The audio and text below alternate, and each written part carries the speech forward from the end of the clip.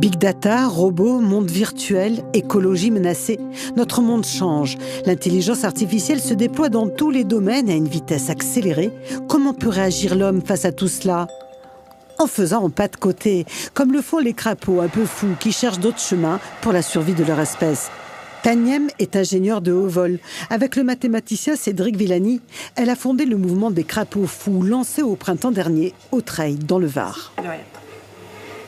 J'ai choisi de prendre 34 personnes pour se réunir dans un séminaire fondateur qui a eu lieu pas loin d'ici. En fait, c'était au Treil, donc à Tourtour. Et c'est un endroit magique où on a pu travailler vraiment au calme pendant une semaine pour mettre ensemble tout ce qu'on avait de mieux, comme si on écrivait un petit peu un kit, un package pour l'humanité, en se disant qu'est-ce qu'on peut donner aux gens pour pouvoir agir face à ce monde qui arrive. Un peu partout dans la région, en France et même dans le monde, des crapauds se reconnaissent dans cette mouvance, comme Guy Silig, vice-président du laboratoire d'expérimentation et de bidouille. Il m'a dit, moi je me reconnais complètement dans cette philosophie, donc il faut que tu viennes me voir ici. Et en gros, pourquoi est-ce que ça colle ?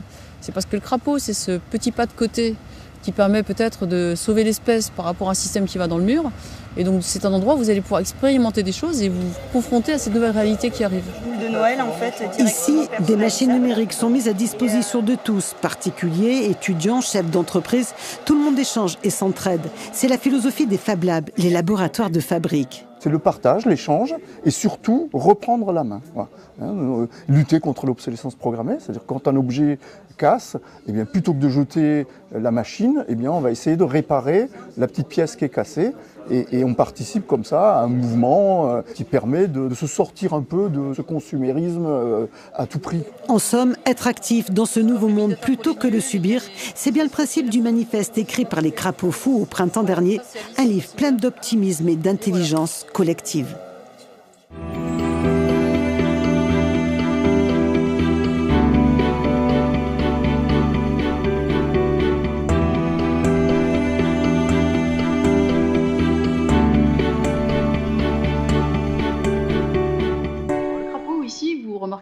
Il a quelque chose sur la tête. Je me suis amusée à le dessiner comme ça parce que l'idée, c'est qu'il débouche l'horizon et il débouche l'esprit. Voilà, c'est pour ça qu'il a un débouchure sur la tête. Et on le veut volontairement joyeux, un peu gai, pour un peu bousculer les gens dans leur certitude, et notamment sur le fait qu'aujourd'hui, les choses sont graves et qu'on ne peut rien faire. Le problème de fond, il est suivant. Il y a la COP21, il y a le GIEC, et tout ça, on voit bien toutes ces choses, et ça n'avance pas assez vite. Donc c'est pas les rapports qui manquent. Qu'est-ce qui manque pour que les gens se bougent ? Donc Cédric, en grand matheux qu'il a, il m'a dit « Tan, t'exagères, tu me demandes de t'aider à sauver le monde, mais moi j'en sais rien. » Puis il réfléchit, puis il me dit « Finalement, Tan, en fait, la question est mal posée. Les gens pensent que c'est la faute des politiques, après ils vont dire les ONG, et puis après je fais peut-être un peu de tri des déchets, mais c'est pas mon problème, de toute façon ça me dépasse. Et c'est ça qu'il faut combattre. Et donc on s'est dit, on va faire un putsch, on va essayer de faire un coup médiatique, on va faire un tandem avec Cédric, le grand esprit, les prix Nobel, etc., qui va jusqu'au pape, hein, donc lui il touche tous les grands scientifiques de la planète, et puis il a la télé. À l'époque, il n'était pas encore politique. Et puis moi, de mon côté, j'entraîne. Et on s'est dit, on va rejoindre les deux pour essayer d'accélérer la transformation, de telle manière que si moi j'amène des startups, des entrepreneurs sociaux, tous ces gens qui savent faire des projets, on les arrime à ces grands défis, de manière à ce que l'ensemble permette de proposer des solutions accélérées.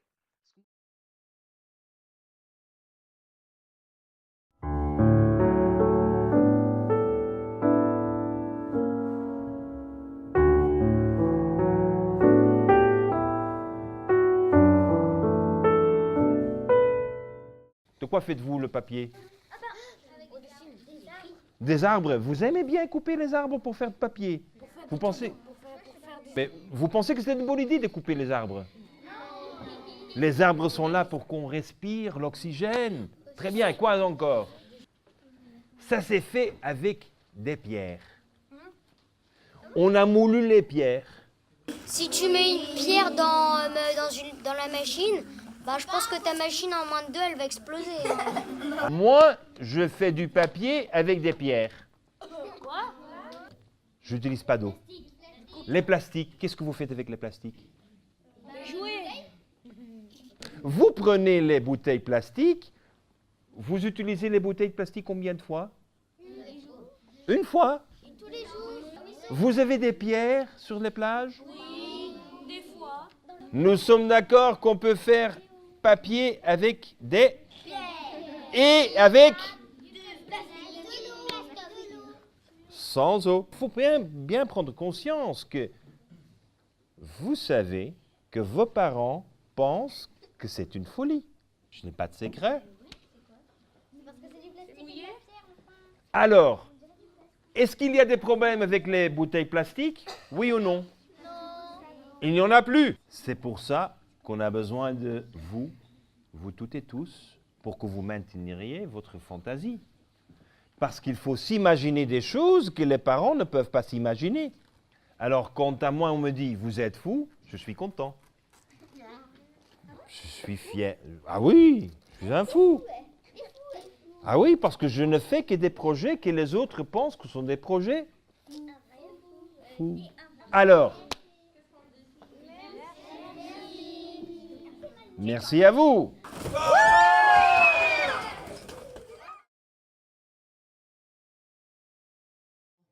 Et donc en novembre, j'étais avec mes têtards crapauds fous de San Francisco, en train de monter des projets, et Trump est élu. Et là, je pense que tout le monde est tombé de sa chaise. Que s'est-il passé? N'est-ce pas? Tout le monde s'est dit, mais c'est pas possible.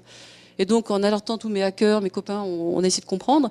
Et très vite, on a découvert le poteau rose. À l'époque, on ne le savait pas. Maintenant, on en parle beaucoup. La première chose qu'il y a eu, c'est qu'il y a eu cet aspect ici, c'est Cambridge Analytica, c'est une boîte qui fait du big data. Donc, c'est là qu'on voit l'usage de la technologie à des escients peut-être redoutables. Et en bas, vous avez surtout Steve Bannon. Je ne sais pas si vous connaissez le personnage. Oui? Est-ce qu'il y en a qui ne le connaissent pas éventuellement ou... Ok, donc je vais dire un peu ce que c'est quand même. Steve Bannon est le personnage un peu sinistre qui a permis l'élection de Trump, avec quelques autres, mais notamment lui. Donc lui, il possède deux choses. Il possède cette boîte qui s'appelle Cambridge Analytica, qui fait du big data. Donc big data, c'est des boîtes qui font des gros logiciels de calcul sur des données et qui vous donnent des résultats prédictifs de ce que vous allez faire ou de ce que vous aimez. Vous allez vous marier, avoir un enfant, etc. Et Breitbart, c'est une agence de alt-right, c'est-à-dire c'est une agence comme, on va dire, Reuters ou l'AFP, sauf qu'elle est résolument d'extrême droite néo-nazie. Et Bannon a déclaré il n'y a pas très longtemps que son but était de faire disparaître les musulmans de la planète, comme ça on n'aura plus de problème avec le terrorisme. Et ce type est le numéro 2 de la Maison-Blanche, enfin l'était. À l'époque, il était carrément le numéro 2.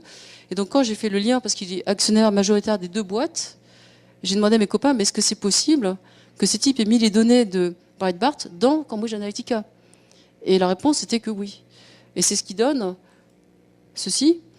Vous avez peut-être entendu parler de cette histoire de pape qui aurait été derrière Trump, etc. Enfin, il y a eu une invasion de fake news. Donc fake news, ça veut dire fausse vérité. Et le truc est le suivant. Cambridge se vante qu'avec 65 likes sur Facebook, ils savent absolument tout de vous. Et donc, ils vont détecter que vous avez peut-être un petit sentiment insécuritaire, ou que vous êtes légèrement peut-être anti-musulman, ou anti-LGTB, ou anti-quelque chose. Et après, ce qu'ils font, c'est qu'ils vont cibler la nouvelle dans votre patelin, ils le font à 5 km à la ronde, la nouvelle qui correspond à ce que vous voulez entendre. Et comme Breitbart a une quantité d'informations tous les jours qui déboulent en masse, ils emmenaient, en fait, chaque fois que Trump allait quelque part, ils recevaient un brief complet des tendances, mais au niveau du pâté de maison. Et avec ça, vous avez un ciblage tellement précis qu'un des hackers me disait c'est plus un message d'un politique pour 240 millions d'Américains, c'est 240 millions de messages pour 240 millions de personnes. Et voilà, une campagne qui coûte 17 millions d'euros et qui touche absolument tous les gens qui hésitaient. Et c'est ça qui a fait basculer les 10% de gens qui étaient hésitants d'aller voter ou pas. Donc voilà, ça c'est un élément qui était vraiment extrêmement inquiétant. Ensuite, avec Cédric, on s'est renseigné sur ce qui se passait, les gens qui font les algorithmes, est-ce qu'ils étaient conscients des problèmes chez Google, Facebook, etc. La réponse, c'est qu'ils étaient en train de se rendre compte. Donc on était au début d'un second tsunami, qui pour moi était bien plus grave. C'est moi ce que j'appelle le cancer de l'esprit. C'est-à-dire qu'après le cancer de la planète au niveau physique, vous aviez le cancer de l'Internet, et vous avez remarqué qu'aujourd'hui, un chiffre, en tout cas, je ne sais pas pour vous, mais en métropole, 70% des gens s'informent sur Internet. C'est-à-dire qu'ils lisent les nouvelles que leur envoient leurs copains sur Facebook. Donc quand une nouvelle vous arrive, qui a été envoyée par quelqu'un qui l'a likée, généralement, vous ne vérifiez pas la source. Il suffit que ce soit New York Times sans S, c'est pas pareil que New York Times avec un S. Vous voyez, ce genre de petits trucs. Et du coup, il y a plein d'informations, une fois qu'elle est rentrée dans le réseau, likée par vos copains, ça se diffuse de manière absolument virale. Et donc là, face à ça, on n'avait pas énormément de solutions, donc on a eu l'occasion d'en discuter avec les grosses GAFAM et autres. GAFAM, c'est Google, Amazon, Facebook, Apple, Microsoft. À L5, elle pèse quand même pratiquement tout le PIB de la France. Hein. Et donc à ce moment-là, il y avait une levée de boucliers, on ne savait pas trop quoi faire, mais on sentait qu'il y avait un gros danger. Donc deuxième tsunami.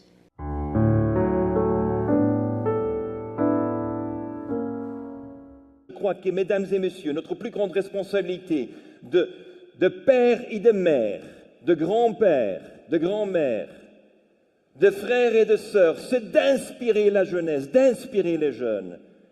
Et il faut que tous les enfants enfin sachent comment est montée la pomme dans l'arbre.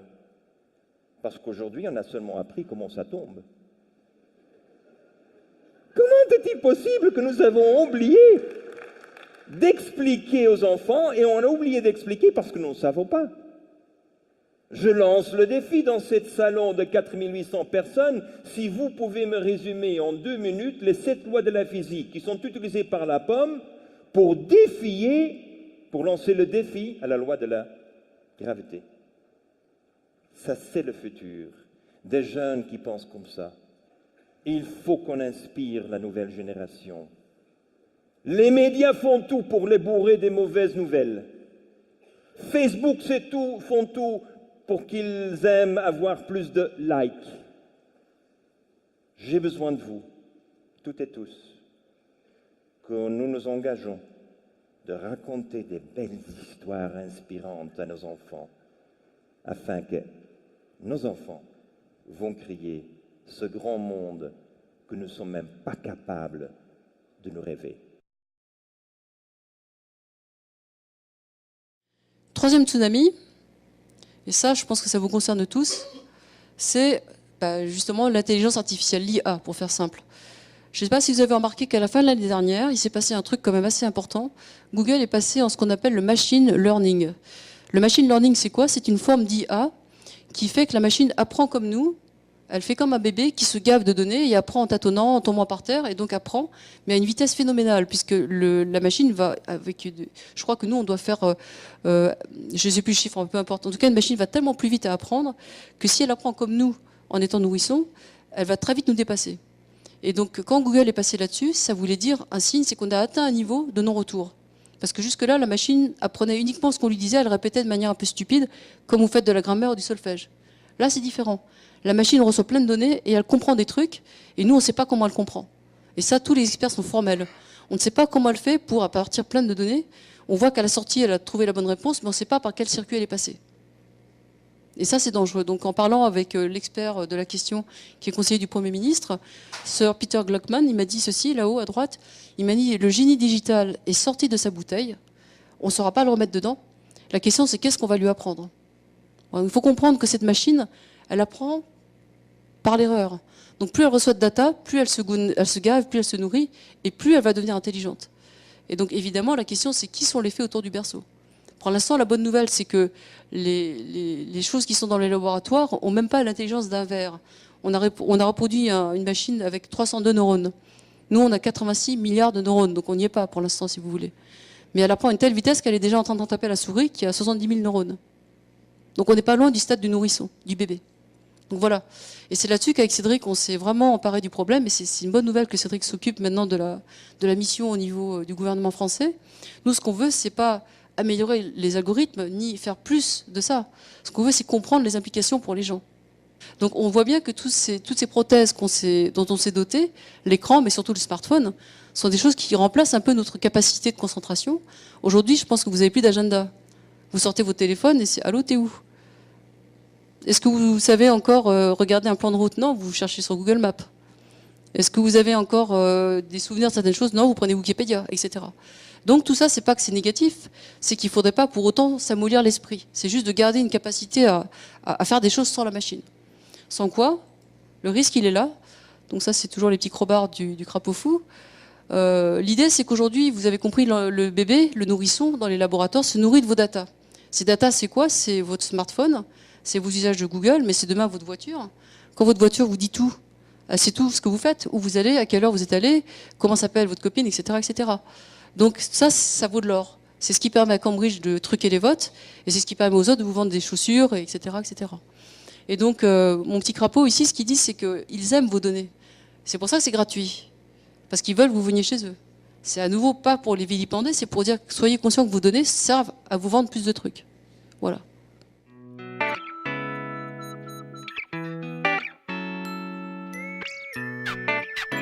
Et Donc je vous donne juste 3 clés rapidement parce qu'on n'a pas le temps.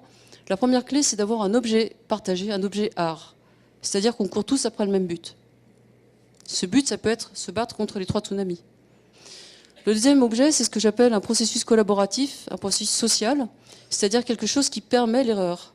C'est le processus social qui prend en charge les erreurs, donc si vous vous plantez, on ne vous élimine pas. Sans quoi personne n'ose prendre des risques.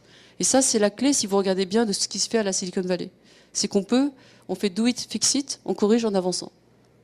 Et la troisième chose, c'est ce qu'on appelle, nous, l'holoptisme, avec un H, qui veut dire qu'on voit tous la même chose au même moment. Donc il n'y a pas d'erreur d'interprétation. C'est une manière de s'ajuster pour s'assurer que tout le monde a dit ce qu'il avait à dire avant de prendre une décision collective.